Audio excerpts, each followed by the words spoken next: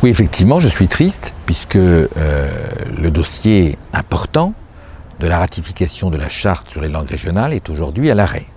Je le regrette d'autant plus que j'ai toujours été pour ma part partisan de la ratification de cette charte.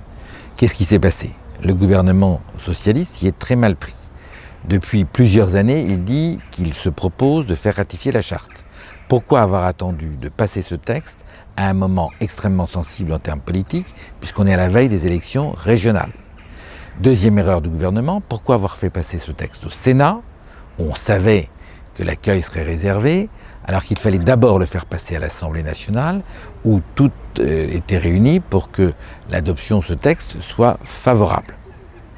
Le gouvernement s'y est mal pris, comme s'il avait voulu procéder à un enterrement de première classe sur cette ratification de la charte, et comme s'il avait voulu donner un tour politicien à cette affaire, alors qu'il fallait au contraire rassembler toutes les sensibilités, puisqu'on sait qu'il y a dans chaque famille politique des divisions sur ce sujet. En tout état de cause, qu'est-ce que l'histoire retiendra?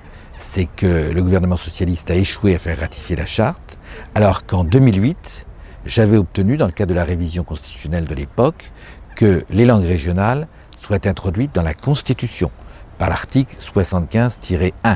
Elles sont désormais dans la Constitution, nous l'avons fait. Par contre, le Parti socialiste a de fait enterré, et je le regrette, la ratification de la charte. En tout état de cause, nous poursuivrons notre politique en faveur des langues.